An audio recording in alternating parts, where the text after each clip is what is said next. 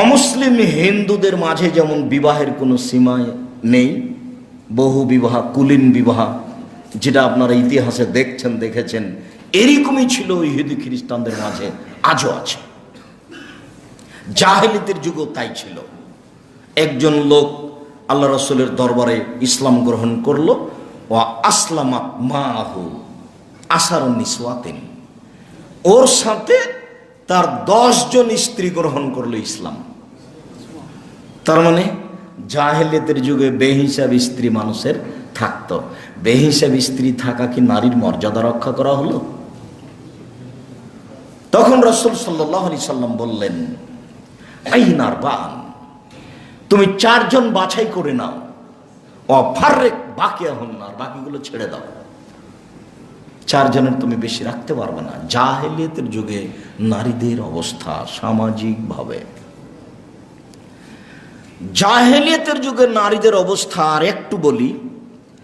আমাদের দেশে বর্তমানে এখনো স্বামী মারা গেলে রাসূল সাল্লাল্লাহু আলাইহি সাল্লামের সিদ্ধান্ত অনুযায়ী মহিলাদেরকে শোক পালন করতে হবে 4 মাস 10 দিন। 4 মাস 10 দিন নাকের ফুল খুলে দিতে হবে, স্বর্ণ খুলে রাখতে হবে। এটা হলো হিন্দুদের নীতি।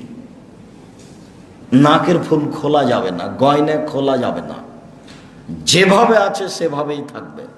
4 মাস 10 দিন নতুন কোনো পোশাক পরতে পাবে না, 4 মাস 10 দিন সাজগোজ করতে পাবে না, 4 মাস 10 দিন অন্যত্রে বিবাহ বসার জন্য প্রস্তুতি নিতে পাবে না।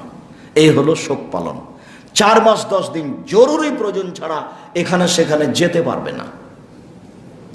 হ্যাঁ, স্বামীর বাড়িতে স্বামী মারা গেছে, এখন বড় ছেলের কাছে থাকলে বেশি ভালো হয়।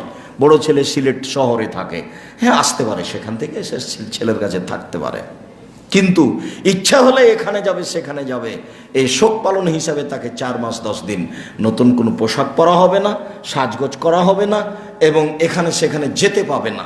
তবে নাকের ফুল খুলে দিতে হবে, গয়নাগাঠি খুলে দিতে হবে। এটা হিন্দুদের নীতি। জাহেলিয়াতের যুগে স্বামী মারা গেলে 1 বছর শোক পালন করতে হতো। বাড়ির পিছন দিকে একটা কুঁড়ে ঘর বানিয়ে দেওয়া হতো, তার জন্য একটা পৃথক থালা প্লেট রাখা হতো মাটির। সেখানে বাড়ির মানুষ ভাত পানি নিয়েছে, ওপর থেকে তার প্লেটে ঢেলে দিত।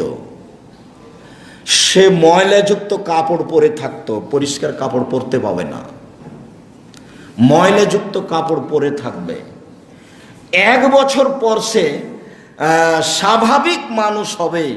স্বাভাবিক মানুষ হওয়ার পদ্ধতি অতীব জঘন্য।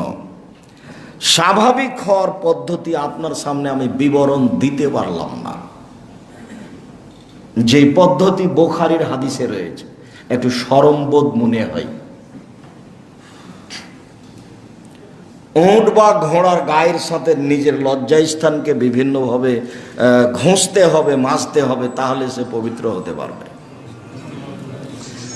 জাহেলিয়াতের যুগে এইটাই ছিল মহিলাদের স্বামী মারা গেলে পবিত্র বৈধ হওয়ার পথ ও পন্থা। বুখারীর হাদিস। জাহেলিয়াতের যুগে নারীদের মর্যাদা দেওয়া হয়নি। হিন্দু, ইহুদি, খ্রিস্টান, বৌদ্ধ, জৈন, এরা কেউ নারীদের মর্যাদা কোনোদিনই দেয়নি, আজও দিচ্ছে না, ভবিষ্যতেও দেবে না। এক সময় হিন্দুদের বাড়ি থেকে হিন্দু মেয়েরা বাড়ি থেকে বের হতে পাবে না, বের হতে পারতো না। আজও এক সময় হিন্দুরা অনেক মেয়েকে বিবাহ করতে পারত, 5 জন, 10 জন, 20 জন, 50 জন।